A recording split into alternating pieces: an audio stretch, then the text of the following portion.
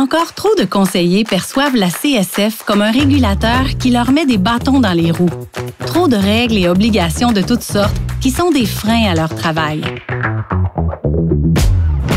Mais dans les faits, le respect des règles de déontologie représente un grand avantage si on considère que d'agir dans l'intérêt du client en premier, c'est payant à long terme et pour tout le monde.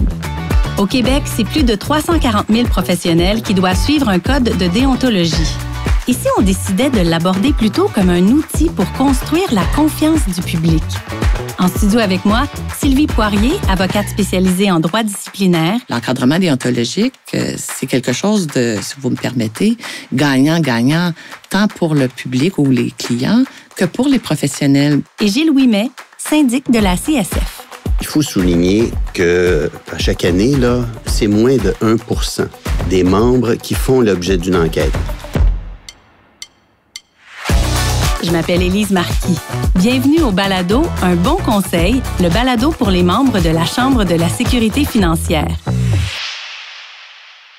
Sylvie Poirier, bonjour. Bonjour. Vous êtes avocate et on va parler aujourd'hui de déontologie. Pourquoi on a fait appel à vous? En fait, probablement à cause de mon expertise, ma longue expertise dans le domaine. En fait, depuis une trentaine d'années, j'exerce en droit disciplinaire. Alors, j'y ai consacré l'ensemble de ma carrière jusqu'à maintenant. Et vous avez aussi participé à l'élaboration du Code de déontologie de la Chambre de la sécurité financière. Oui, ça remonte quand même à plusieurs années. Effectivement, j'y ai participé là, avec d'autres personnes là, à l'élaboration de ce code-là. Donc, il existe une réglementation qui encadre l'exercice de la profession. Oui, effectivement. En fait, il y en a deux. Il y a un code de déontologie qui s'applique finalement à l'ensemble des représentants qui exercent en assurance de personnes, en assurance collective. Et il y a aussi un autre règlement qui essentiellement est un code de déontologie, bien qu'il s'appelle autrement, là, le règlement sur la déontologie des représentants en valeur mobilière. Je pense que le titre est exact. Qui est aussi un code de déontologie, mais qui s'applique cette fois aux représentants qui exercent comme représentants de courtiers en épargne collective. Peut-être pour le sens commun, là, qu'on parle d'épargne collective, on parle des représentants qui vendent des fonds, de fonds communs de placement. Sylvie, quelle est la différence entre le droit disciplinaire et le droit commun?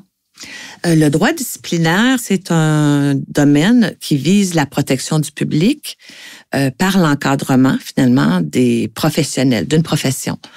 Alors, l'exercice d'une profession qui est encadrée est en quelque sorte un privilège. Alors, c'est pas tout le monde qui peut exercer les actes que peut poser un professionnel. Alors, c'est un privilège qui vient avec des obligations.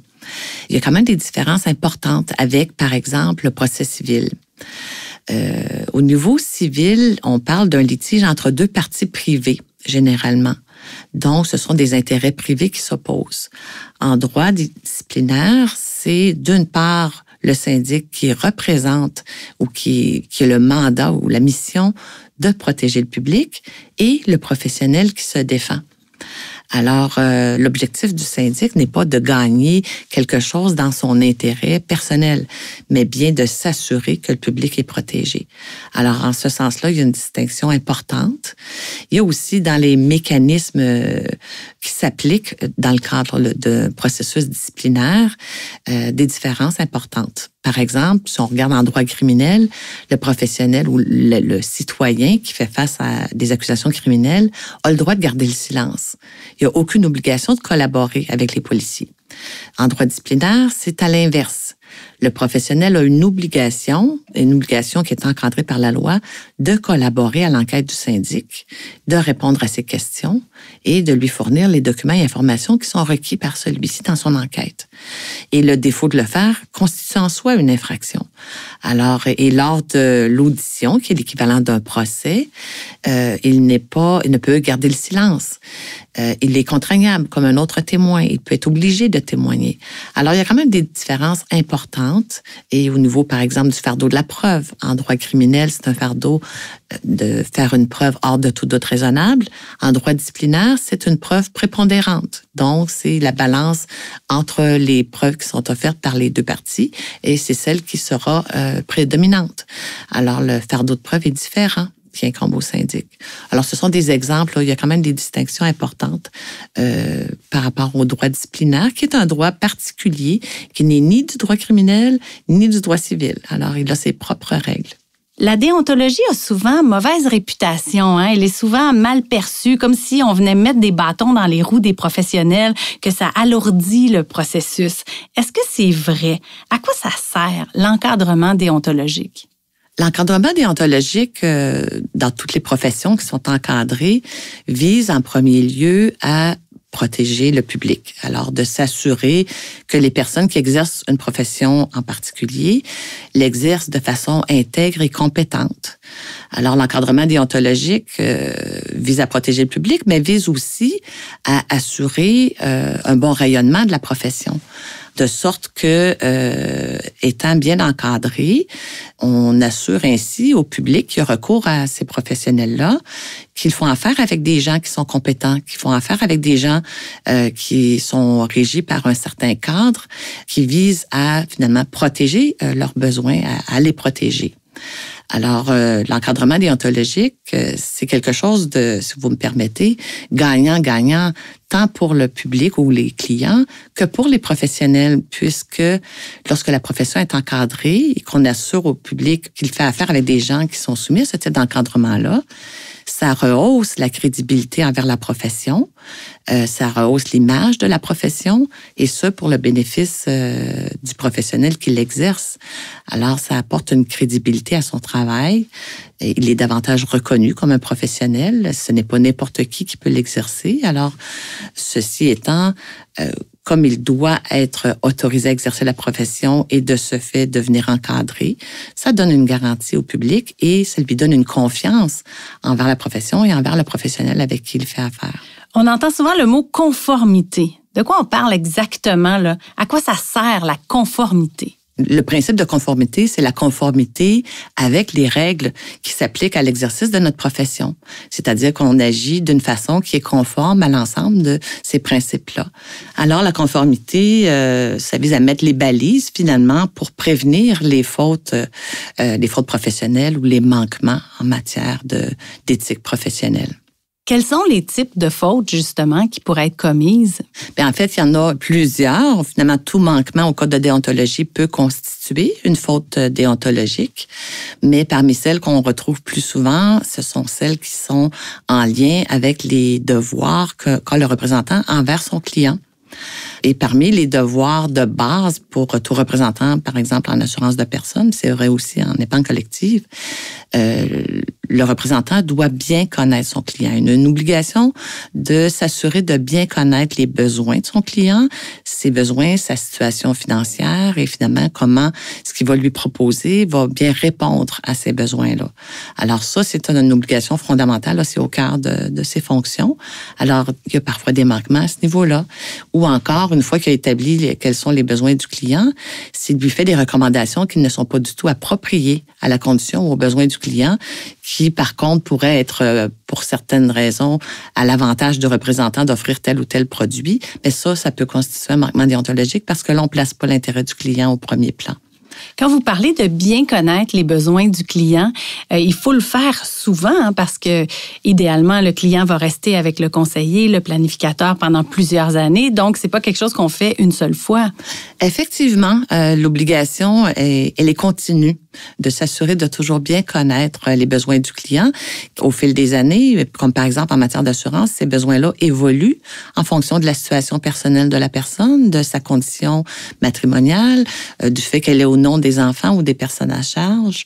Si la personne fait l'acquisition d'une maison ou d'un patrimoine, s'assurer qu'à son décès, ses obligations financières et son patrimoine vont être protégés. Alors, compte tenu que la situation du client est appelée à évoluer, c'est sûr qu'il doit s'assurer en tout temps, à chaque fois qu'il lui fait une recommandation, de mettre à jour les informations qu'il a sur le client et de bien connaître quels sont ses besoins. Sylvie Poirier, merci beaucoup. Merci, ça m'a fait plaisir.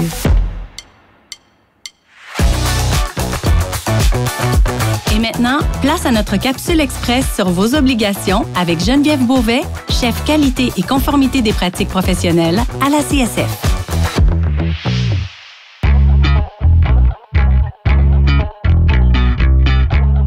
La compétence professionnelle dont vous devez faire preuve, c'est celle qui vous distingue d'un simple exécutant, qui vous permet de poser un jugement professionnel dans un contexte donné, et c'est pour cette raison-là que les clients font appel à vos services. Dites-vous que la compétence, c'est la maîtrise de 3 éléments: le savoir, le savoir-faire et le savoir-être. Ces éléments sont nécessaires à l'exercice de votre profession. Ils résultent d'une part innée et d'une part acquise que vous développez par la formation et l'expérience. Les obligations contribuent à l'image positive de votre profession, renforcent la valeur de vos conseils et vous permettent de fidéliser votre clientèle. Gilles Ouimet, vous êtes syndic de la CSF. Quel est le rôle du syndic? Alors, le rôle confié par la loi au syndic, c'est de recevoir les demandes d'enquête, de mener des enquêtes à l'égard des membres de la Chambre de la sécurité financière pour de possibles manquements aux obligations déontologiques. Quelle est l'approche que vous préconisez? Dans mon approche comme syndic, j'ai mis l'emphase sur la prévention, c'est-à-dire les interventions préventives auprès des membres, dans la mesure du possible, évidemment, et ce qui veut dire, dans le cadre des enquêtes, que nos interventions vont, d'une part, chercher à savoir s'il y a commission d'une faute, mais surtout de tenter de corriger un comportement déviant. Parce qu'ultimement, l'objectif, c'est la protection du public. Il y a plusieurs enquêtes, mais il n'y a pas tant de plaintes que ça, hein? Pourquoi? Alors, c'est l'approche préventive qui est mise sur des interventions proactives qui visent à corriger les comportements. Ultimement, il y a environ 15% de nos dossiers d'enquête qui vont se retrouver en plainte. 40% des dossiers vont plutôt faire l'objet d'une intervention, que ce soit une mise en garde ou un engagement volontaire de la part du membre pour corriger son comportement, ce qui nous évite de déposer une plainte devant le comité de discipline. Comment vous faites pour départager ça? Est-ce que c'est au niveau de l'intention? Le premier critère, évidemment, c'est la gravité de la faute, le comportement du membre celui ou celle qui a commis un manquement très grave. On peut penser à de l'appropriation de fonds ou une situation de conflit d'intérêts qui sont des infractions très graves. Pour des infractions de moins gravité, l'attitude du membre va être un signe important qui pourrait nous permettre de conclure qu'il n'est pas nécessaire de déposer une plainte devant le comité de discipline. On peut, à ce moment-là, utiliser une mesure, ce qu'on appelle des mesures administratives. Un exemple de mesure administrative, c'est quoi? Alors, quand je parle de mesures administratives, je fais référence à des lettres de mise en garde ou un engagement volontaire. C'est-à-dire qu'on propose aux membres de reconnaître les manquements commis et les mesures de réparation qu'ils acceptent de mettre en application. Ça pourrait être quoi, ces mesures-là? Alors, des mesures de correction comme de suivre une formation ou d'accepter d'avoir un tuteur et de faire des rapports périodiques. Ce sont le genre de mesures. Là, il n'y a pas vraiment de limite à ce qu'on peut imaginer comme mesures pour les adapter à la situation du membre et le manquement. Et pourquoi vous préconisez cette approche-là particulièrement? Le but ou l'objectif ultime, c'est la protection du public. Quand on intervient auprès d'un membre et que ce membre se montre ouvert à corriger la situation, on estime que c'est plus profitable et que ça assure davantage la protection du public à long terme. Vous êtes là pour la protection du public, mais en quoi c'est nécessaire pour les membres aussi, votre rôle? Alors, le message qu'on livre, c'est les membres qui adoptent des comportements professionnels. C'est une excellente carte de visite. Ça va démontrer qu'ils sont dignes de confiance, qu'ils sont professionnels, qu'ils sont rigoureux. C'est une façon de convaincre les clients qu'ils ont raison de faire affaire avec eux. Est-ce que certains membres qui ont commis une faute, un manquement, en étaient pas conscients? Pour eux, c'est une nouvelle d'apprendre ça. Oui, il n'est pas anormal qu'un membre ne réalise pas qu'il a commis une faute parce que les fautes déontologiques ne sont pas des fautes qui requièrent une intention ou une connaissance. Le simple fait de ne pas agir de manière professionnelle, ce qui couvre un large spectre, peut entraîner un manquement de la part du membre, même s'il était bien intentionné. Le cas classique, c'est le membre qui va vouloir aider son client en lui prêtant une somme d'argent pour l'aider alors que c'est interdit. le membre veut poser un beau geste pour aider son client, malheureusement, c'est un comportement qui est interdit. Mais c'est pas comme en droit criminel, disons, nul n'est censé ignorer la loi. Là, c'est pas comme ça. C'est-à-dire qu'il y a le même principe. Nul n'est censé ignorer la loi s'applique également en matière déontologique. Mais la différence, c'est que le comportement fautif en matière de déontologie ne requiert pas une intention. Le comportement peut être simplement en contravention d'une norme professionnelle, même si on est bien intentionné. Est-ce que c'est le client qui va communiquer avec la Chambre pour faire une plainte ou ça peut être des collègues? Alors, la plupart de nos plaintes vont provenir à l'origine d'une plainte du client insatisfait, mais il y a aussi une certaine proportion qui vont provenir de collègues d'autres représentants. Par exemple, un cas assez fréquent où le client va changer de représentant et où le second représentant va constater un manquement de la part du confrère antérieurement. Et trouvez-vous ça bien que le confrère, justement, en parle avec la Chambre? Alors, dans une perspective de protection du public, c'est souhaitable que le syndic soit informé des comportements déviants ou des comportements potentiellement fautifs. Là, on ne conclut pas d'entrée de jeu. Ça, c'est important de rappeler que dès le départ d'une enquête, le syndic ne présume pas qu'il y a une faute. On doit recueillir de l'information avant de tirer une conclusion. Comment ils réagissent, les conseillers qui ont commis une faute, mais sans mauvaise intention? La réaction la plus fréquente, c'est le membre qui s'inquiète. Dès qu'il a reçu un avis comme quoi une plainte était déposée, plusieurs vont appeler au bureau pour s'inquiéter. Ils veulent savoir qu'est-ce que je dois faire. Alors, on les rassure. Écoutez, c'est le début du processus. On a une procédure d'analyse préliminaire pour déterminer s'il y aura lieu de mener une enquête approfondie ou non. Et à ce moment-là, vous êtes informé officiellement du début de l'enquête. Et à partir de ce moment-là, de toute façon, vous aurez l'occasion de fournir tous les renseignements, toutes les explications pour nous permettre de prendre la meilleure décision à la fin de l'enquête. Je trouve que c'est une approche extrêmement bienveillante qui protège le public, mais qui protège les membres aussi. En fait, c'est une dimension de la protection du public dans la mesure où les membres se sentent respectés et ça les encourage à adopter des comportements professionnels. Alors, c'est la raison pour laquelle on préfère dire qu'on ne protège pas les membres, on vise à protéger le public, mais avec la collaboration des membres. Oui, ils sont traités avec respect par vous, ça, c'est très membres. important. Le respect, que ce soit à l'égard des demandeurs d'enquête, des consommateurs qui se plaignent ou des membres, c'est très important au niveau du bureau du syndic là, de faire preuve de respect. Comment on ferait pour qu'il y ait de moins en moins de manquements? En fait, il faut souligner que à chaque année, là, c'est moins de 1% des membres qui font l'objet d'une enquête. Et puisqu'il y a très peu de plaintes où on conclut à un manquement, on peut souligner qu'il y a très peu de membres qui commettent des manquements à chaque année. Comment peut-on faire pour améliorer ça? En fait, l'éducation, la formation, la Chambre diffuse beaucoup de renseignements, fait de la formation. Et c'est la meilleure façon pour s'assurer du respect de leurs obligations déontologiques. Merci beaucoup. Je me nomme Élise Marquis et je me suis entretenue avec Sylvie Poirier, avocate spécialisée en droit disciplinaire, et Gilles Ouimet, syndic de la CSF. Ce balado est une production de la Chambre de la sécurité financière. Création, Coyote Audio. Captation et mixage, Underground.